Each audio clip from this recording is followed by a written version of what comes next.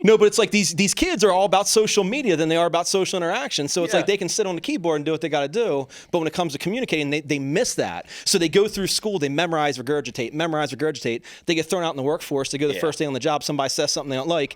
They go nutso and they scream and yell and run out the door saying they were triggered. And what you're saying is so simple, it's very profound.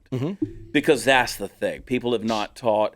It used to be if you had a bully at school, you dealt with it. Maybe you got your ass kicked, but you dealt with it. You went out there in the playground and you faced it up. And these days you don't do it. These kids don't know how to deal with rejection.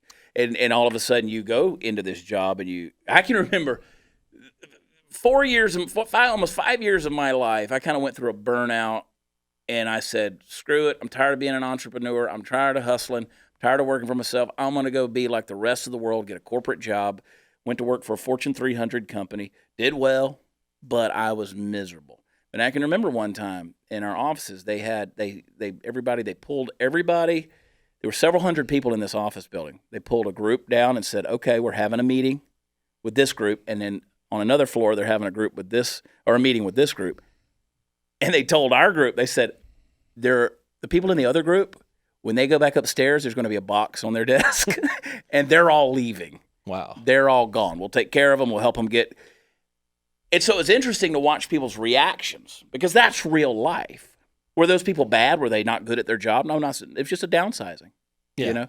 And people these days, they don't know how to deal with things like that. They don't. And the problem is it's expanded now to politics. I mean, that's the issue. I call it emotion-based politics. Let's talk about that a little bit. Expand on that some. Yeah, emotion-based politics. There's no fact anymore. So it's like the minute I come at you with a fact that disagrees with the belief you have, you automatically default to racist, bigot, fascist, just because I'm giving you facts that disagree with the belief you have. People can't accept that. Yeah. So we use these emotion-based politics. We take the AOCs of the world that have millions of followers. They throw something out there and call it a concentration camp. And, all of a sudden they got people shooting everybody up. There's no fact behind it. Doesn't matter. So systematically we're desensitizing people. So we're throwing stuff out there enough, their brain gets systematically desensitized to it. They hear it enough, they start to believe it. Yeah. The Green New Deal is a prime example of that. You got people now are starting to grab onto it. Like, really? Is that part of your brain not functioning or what? Seriously. Have you worked a day in your life to understand the numbers don't work out? But it's all emotion based. Yeah.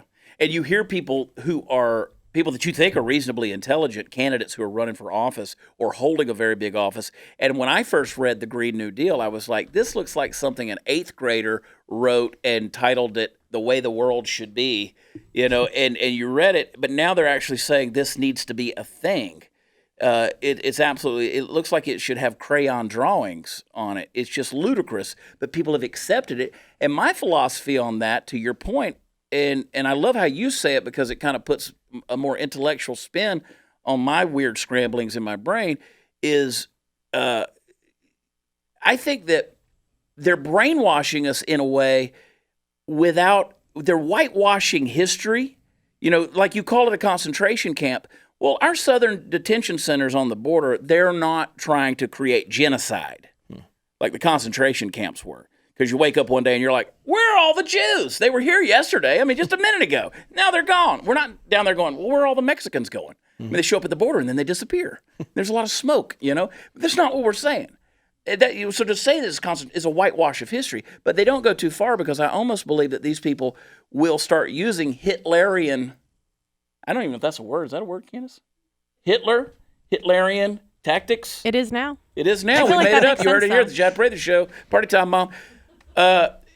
They'll start using those same tactics because that's what socialism does.